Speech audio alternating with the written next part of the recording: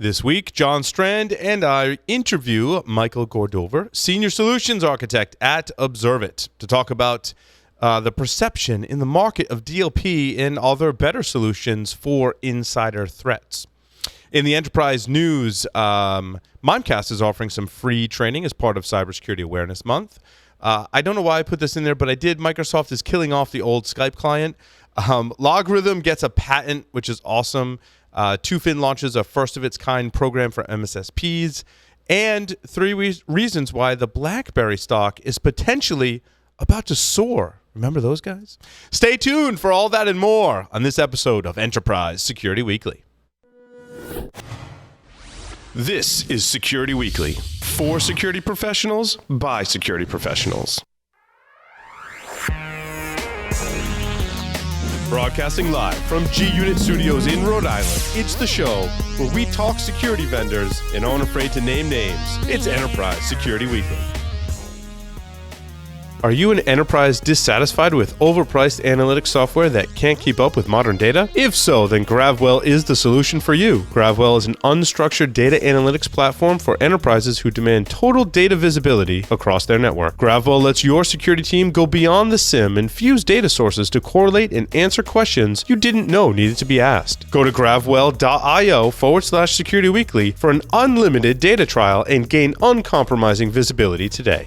Improve the efficiency and effectiveness of your security operations with DF Labs security orchestration, automation, and response technology. Automate threat containment, orchestrate incident response, and measure operational performance with DF Labs IncMan SOAR platform. Leverage your current security resources to minimize incident resolution time, maximize analyst efficiency, increase the number of incidents handled, and reduce overall risk. IncMan SOAR acts as a force multiplier, enabling your security team to do more with less. Streamline the full incident response lifecycle automation process today. Keep your cybersecurity incidents under control with DF Labs. Visit dflabs.com/securityweekly and request to see IncMan SOAR live in action. Effectively securing your organization and its reputation requires a smarter approach.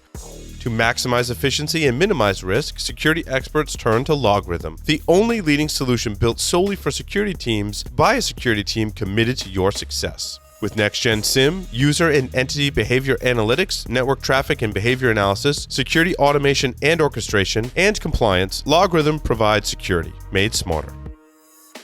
Stop attackers from domain credential theft and lateral movement with a 99% success rate by using artificial intelligence to control the attacker's perception of the environment. Javelin Networks is the world's first endpoint intrusion containment platform to protect domain networks. Javelin detects targeted attacks and breaches by obfuscating Active Directory, domain controllers, domain identities, domain credentials, and all domain resources. It only takes one compromised machine to jeopardize the entire organization. Don't be a victim. Visit javelin-networks.com and request a demo of AD Protect today.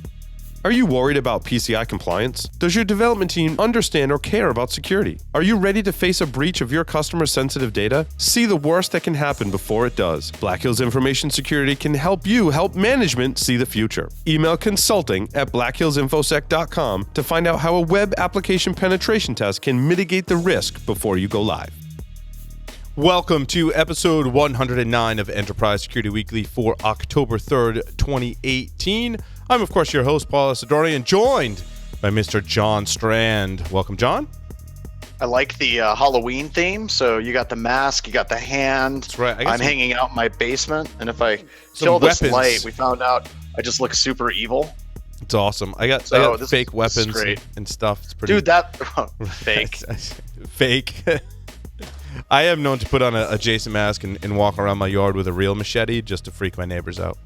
Yeah, that's good. That's good. You're a good neighbor. I just scrolled right past the announcements. We do have an announcement for Domain Tools, actually. It's a really cool webinar on JavaScript, which is in the news, of course, lately. You know, we had the Newegg breach, British Airways, and others that are all, JavaScript related. And so Keith Hoodlet, myself, and representatives from Domain Tools, I don't remember his name, and Tariq, I believe is coming on the show, on the webcast. I believe that's how you pronounce his name. Sorry about that. But they'll be talking about how to de-obfuscate JavaScript, identify it, and pivot from that analysis into other areas in your organization to trace back compromises and cut them off at the source. So it's going to be awesome. That was a pun, by the way. Cut them off at the source. Get it? I like that. That was good. Nice pun. Well played, sir. You like that? It's punny. All righty. Our interview for today, Michael Gordover from ObserveIT. Michael's a pre-sales engineer and solutions architect. He's been at ObserveIT Consulting on the insider threat management for 5 years and has hands-on experience with over 300 deployments. Mike, welcome to the show. Is it Mike or Michael? I'm sorry. It's Mike. Okay. Thank you so much. Yes. It's nice to have you here. I wanted to kind of set the stage and talk about, I've seen announcements from really large companies, we don't have to say who they are, big players in security that are messaging on DLP and making announcements on data loss prevention products. And I think that certainly I have received a lot of feedback and based my own beliefs on the perception that DLP has in the market for those working in enterprises. Mike, in your assessment, and you're out there working with clients, right? Many of them, have their perception of DLP and are likely moving to your solution. What is the current perception of DLP in the market today?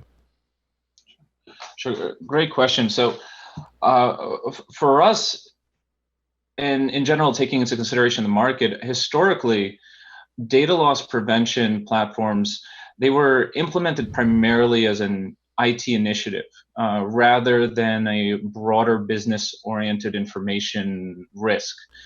So it was primarily used as a tool to avoid data being deleted erroneously. In some cases, it was looking to identify data that's existing in the environment. But because it was primarily an IT operations tool set, DLP projects were kind of doomed to obscurity as an annoying or toothless technical control rather than as a component in a powerful information risk treatment process.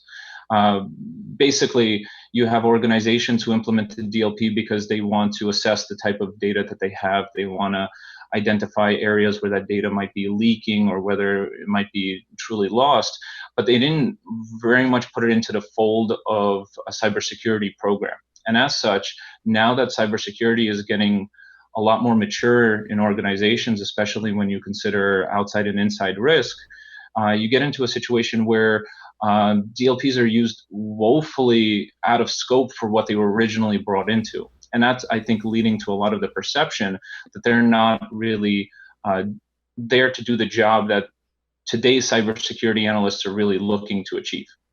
Well, so it's not like DLP doesn't work. Completely honest. Go ahead, John.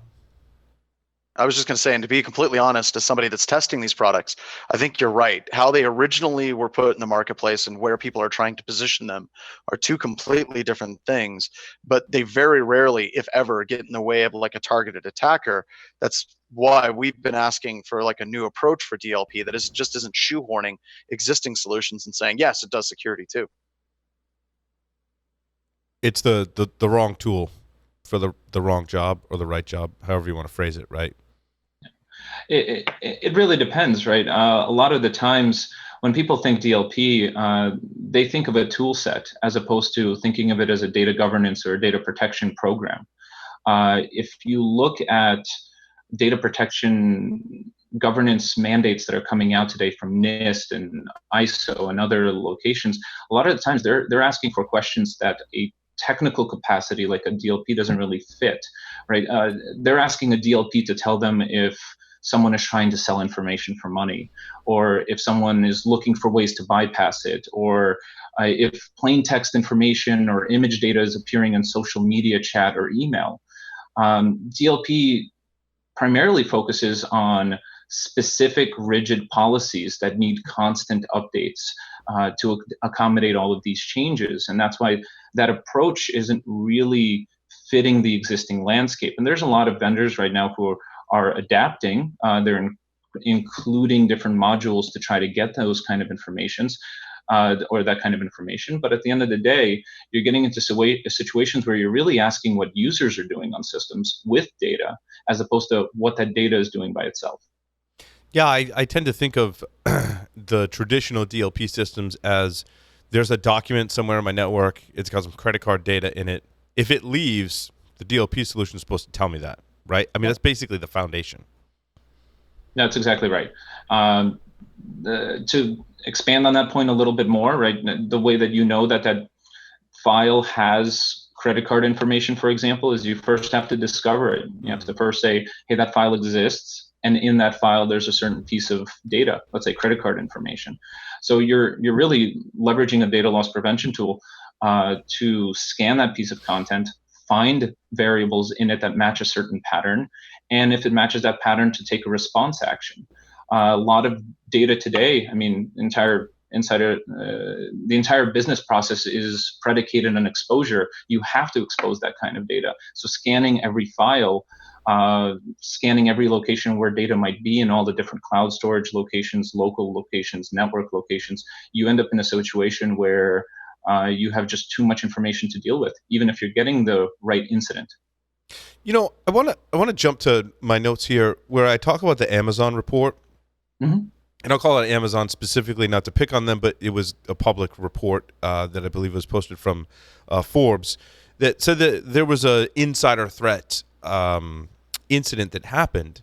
And it's interesting because we talk about data leaving. A lot of their insider threats had nothing to do with data leaving. They reported that the people in exchange for money were deleting negative reviews, restoring banned accounts, and offering access to otherwise confidential information, which tells me it was from the outside coming in. Is this the face that we're, or the challenge that we're dealing with today in security as we talk about insider threat? And to your point, it's more about the user, right? It definitely is. Data loss is one subset. I would say the largest subset, but is one subset of an insider threat potential risk for an organization.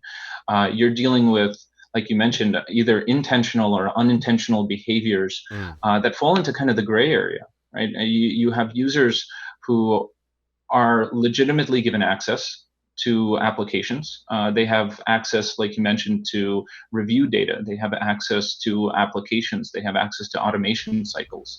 To identify a user who is using that legitimate access to either be an internal vigilante, which is something that sometimes happens with system architects, or for someone who thinks that they're bettering the business or bettering themselves by performing an action that goes against company policy. That's where you get into a very challenging situation. And how do you detect that technically, right? At a logical layer, we are, after all, performing these actions on the computer. But then what do you do as a response when you find that information? Yeah, I can imagine some of the challenges that we face when we talk about insider threat. Now that we've established it's more about less about the data and more about the user and behaviors, is monitoring and then controlling those behaviors, such as like if I put data on my USB drive and walk it out the building, or use any number of methods. I mean, technology has evolved quite a bit, even in the past 10 years, that makes that exfiltration or even changing and masking of data a lot easier. Are those some of the greatest challenges that you find in your clients today? Definitely. Some of the largest challenges that we find is, like you mentioned, is a technical indicator, such as plugging a USB drive and walking it out the door. For businesses that are predicated on exposure, you deal with transactions that need to expose data, that need to expose privileges, that need to expose an application. What you get into is a situation where you have a technical indicator and you have to know how to respond to that at a human level, right? For the first time in organizations, insider threat is being considered as part of a business impact analysis, part of a risk assessment. But then you get into the tricky situation where, although you're identifying a technical indicator, and that might not be that hard through a log or through an application, what some of our clients have challenges with is, what do they now do with that information? For example, do they now take that information and perform a review of their most talented software engineer? Do they, for example, fire their highest earner who might have went against company policy? You get into a whole level of procedures and policies that need to be taken into consideration outside of the technical realm. So Oh, and here even at ObserveIT, before, sorry, go ahead. yeah, even before you get to that, how do you actually handle, as somebody that's trying to kind of move forward the data loss prevention conversation, how do you even handle the false positives? Like you talked about technical indicators. A lot of the technical indicators that you just discussed, those can definitely be confused with somebody doing their job legitimately. So with DLP solutions, how do you actually refine out false positives to get down to a better signal to noise ratio? So the challenge with DLP primarily is there's a whole swath of information that's missing in terms of technical indicators. So that's one aspect of it. There's areas that aren't taken into consideration, for example, website visitation, login times, anomaly detection. But to answer the specific question around how do you reduce the noise ratio, the false positive ratio, that's a really hard question to answer. You have to take into affect the context of the situation that is being triggered. So it's not enough just to say, hey, 80 gigabytes of data has left my environment, and as part of that data transfer, one particular file has PII into it. You can get that information today. What you have a challenge with is this going to hurt my business or not?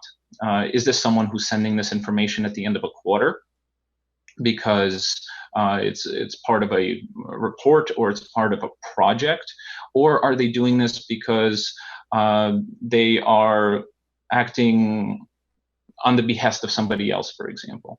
So what you end up in a situation is you have to understand the context, and systems and tools that really know what happened before and after an incident is really what's starting to come into play now. You're starting to see a lot more active monitoring solutions, which are looking at a broader picture of activity. For example, file went out, I need to know what happened before and what happened after so I could make the best choice, the best judgment on that activity. And really it does come down to judgment. For example, deciding between what was malicious or is not. Now, whether that judgment is machine-based or whether it's an actual person reviewing that alert, that becomes more of a challenge as well. I've always liked that in the ObserveIT approach, observing the context that situation happened. I think, John, is a great way to help reduce those false positives and really narrow in on what you care about that might be either leaving or being changed in your environment, right? Because it's not, I think when we think about insider threat, with the Amazon article helped me realize it's not just stuff leaving, right? It's any action that an insider might take that could threaten your business processes, data, whatever. And it doesn't always have to be a malicious intent action. Yeah. Right? Like it could be somebody that's just simply opening up a VNC session back home so they can surf porn. I mean, that's not like they're trying to hack your organization, but it does incorporate a greater risk for your organization just by having them do that. That's a very, very valid point. You get into situations where really they are a gray area. And what happens is, although, for example, from the ObserveIT approach, we can identify all of those activities that you just mentioned, whether it's surfing the web or moving files and looking at suspicious login times, but it really comes down to what is within the scope of the business. Because you might have a situation where someone opens up a VPN channel to go log in at home and watch porn. But how that affects the business negatively is a question for the business owners to decide. Maybe it's perfectly justifiable, maybe it's okay. Or in other situations, what happens if that VPN connection, instead of leading to porn, leads to a BitTorrent transfer of copyrighted information? And it's coming from an IP address associated with the business. Now that business is potentially liable for copyright infringement. So you get into the situation where from an insider threat perspective, you really have to define the scope of what you're looking for and adjust the risk just the same way that you would adjust the risk with any part of your business, whether it's dealing with redacting information, whether it's not caring about certain information that you're collecting. So it's as much of a process conversation for a lot of us, for a lot of our clients, as it is a technology conversation. Yeah, that's interesting because I was going to ask what security professionals need to know to tackle this problem. And it sounds like you hit on something there, that it's technology and processes. And what specifically do you find, Mike, in process-wise that needs to be adjusted most often? So most often, and this is a bit of a controversial topic, is surveillance and the necessity for it. So for example,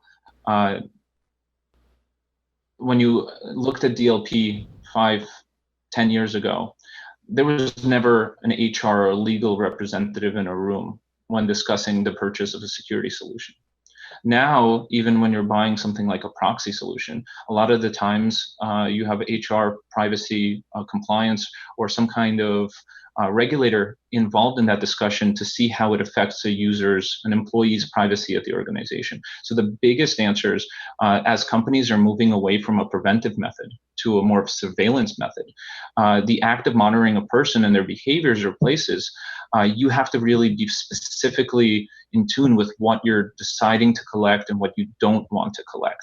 And you have to involve and escalate that process to a legal or an HR entity. If you look at the insider threat market as a whole, a lot of the driving forces in that are public market. It's things like NISPOM controls, NIST, things that come from the federal space, where privacy is usually a second factor to getting the information that's needed. When you bring that down to the private space, when you bring that down to corporate, you run into situations where by increasing surveillance, you're reducing the privacy of an employee. And you need to balance that out in an effective manner, both at a process and a technology level. So you need technology in place that not only can gather data, but can safeguard it as well. And part of that safeguard is safeguarding the identity of the user too. Well, and also to kind of leverage off that a little bit more, you also desperately need to communicate that to your employees. You mentioned bringing HR in, and one of HR's main goals is being clear what is being monitored in an organization of all their employees. Exactly right. Exactly. And I also think why is important too, so that the users understand that it's not to spy on them specifically, right, but to protect the integrity of the business. That's correct. We all do a level of monitoring at an organization, right? Email gets filtered already, web proxy logs get reviewed, event logs get reviewed. But when you're looking for outside threats, that's more or less acceptable for an organization to say, fine, we're looking for external attackers. The moment you turn that lens inward, you have to make sure that you set up some guidelines. And those guidelines are actually pretty simple as long as an organization can follow them. First of all, you want to make sure that you're monitoring for the right reasons. Accountability, not really productivity, right? The biggest fear for most users is that my productivity, my evaluation as an employee is going to be somehow evaluated and I could potentially get fired for my job performance. It has to be specifically accountability and security that's involved. Especially, you have to make sure that what the effect of exposure has on an employee. Keep the things that need to be private. Social media, health information, banking information, anything that if you let a user go into their personal email on their machine, you want to make sure that you have those safeguards to control that person's privacy and sovereignty on that system. And unfortunately, a lot of the security tools today don't have that granularity to be able to restrict that. So when let's say a user's credentials are taken over by like John's pen test team, right? Mm-hmm. I'm assuming that you pick up on some of that, right? Because it may not be the end user physically doing it, but someone else is taking control of their credentials. So I mean, this has some double benefit here, right? It's true. There's a lot of there's a lot of research being done right now into the benefits of an insider threat solution for potential external threat, right? That's definitely one of them. Compromised credentials are really common. You run into situations where you take over someone's machine using their credentials, and then you're spamming a bunch of machines trying to get access to them, try to look at all the folders that you can get access to. And it's important to identify that. And the way that you do that is you try to identify the patterns of what a normal user would do on their system. You look at what applications they launch, what they do, and you look for, I hate the word deviation because it brings up behavioral analytics, but it really looks at a deviation of the pattern of that credential and how that's utilized. Is it trying to hit more than one system? Is it usually logging in at a particular time and date? You start getting these kind of patterns out. And if you're looking for internal behaviors that match those parameters, you will catch external attempts at compromise as well. Mm. John, more questions along those lines? So Mike, I just had this interesting question as far as deployment goes, because I think a lot of our audience, myself included, right? When we start here talking about some kind of product, we're like, is it a VM I put on my network? Is it an appliance? Is it in the cloud? Is it on the endpoint? Do I need an agent on every system? Just briefly describe that before we move on. Sure. So from an Observer perspective, we're an agent-based solution. The reason why we're in the endpoint space is because that's where the user is. If the user is working on their machine, we want to be there to gather user-relevant events. So from our perspective, we want to take away the hassles that we've seen historically with other endpoint solutions. Performance on the systems, ease of deployment, making sure that the agents can roll out, and most importantly, that they do the job, right? That they gather the value and they gather the data that they're supposed to have. So we have endpoint agents that are cross-platform. Obviously, Windows has the largest market share, but there's Windows, there's Mac support, there's Linux and Unix support. And as of today, traditionally, most clients want to keep our data on-premise. So we have backend servers that run. It's all software-based that could run on virtual or physical hardware within a typical organization's data center. And the agents communicate back there, and it's a pretty simple client-server model. Now, we are enhancing this with a cloud component in the coming years that will do more of the analysis, more of the analytics, and take some of the burden from IT and shift that onto us as data holders. But for now, especially with the sensitivity of the data, a lot of clients keep us on premise. And you just released a product feature that I thought was interesting, the file activity monitoring. Is this something that you had before and you enhanced, or is this an entirely new feature? And how does it help people solve problems today? So it's an iterative approach. It was something that it's something that we've been working on for quite some time. We wanted to take a different approach to file monitoring. So going back to the DLP conversation, a couple of years ago, one of the biggest requests for us has been, well, we have a DLP, we can track our data. Can you help us in some way make sense of that? So the file activity monitoring is actually a piece of this software. It's a module that we're investing very heavily in to answer exactly that question, to kind of bridge that gap. Well, what it is, it's a passive filter that looks at file movement on a machine. And when I say passive, it's very important because we want to make sure that as an endpoint agent, we don't impact performance on an end system. And a lot of the times, DLPs that have over-aggressive scanning, that have over-aggressive performance impact, they tend to be ripped out. So we want to alleviate that problem. So by putting us in, we scan every file that comes through and leaves a system. So whether you download something from the web, let's say you take an Amazon bucket and you download something locally, or you upload it somewhere else. We look at how that file is manipulated, the size of that file, if the file gets renamed, for example, if it goes through a steganography tool to try to be obfuscated, and we track that alongside all of the other user actions. So it's a very important component and module for us because data is king in an environment. And we want to be able to support the same use cases that a DLP can support, whether it's USB tracking, cloud storage uploads, any kind of data, any kind of user action that it can influence data, we want to make sure that we can track. And you can also plug into email, correct? Like Exchange backends as well?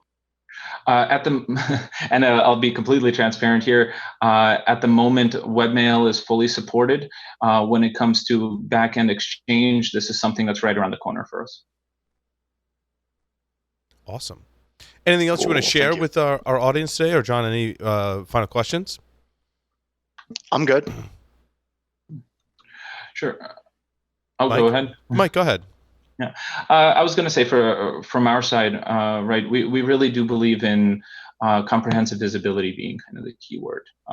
We find that the Achilles heel with a lot of systems today is rigid policies that don't really take user behavior into account, whether that means that a user gets a job promotion and the system doesn't take that into consideration, or a user moves from one machine to another and it doesn't take that into consideration. So we want to try to reduce uncertainty for an organization, and this uncertainty reduction it's a point of view that is critical to most security teams. By reducing uncertainty, you get to the answer faster. And we want to do that without, as even though it's called insider threat, we want to do that without reducing a user's privacy or sovereignty on their system. Awesome. And where can people go learn more or request a demo? I don't know that we set up do we have a landing? I think we do have a landing page, right? There should be one, yeah. But they could go to ObserveIT.com/tryitnow, which leads us to a test drive where, with no impact, users can play around with the console, click on some buttons, and give it a test run. Or we offer 15-day free trials as well. Fantastic. Mike, thank you so much for appearing on Enterprise Security Weekly. Thank you, guys. With that, we'll take a short break and come back. I got you there.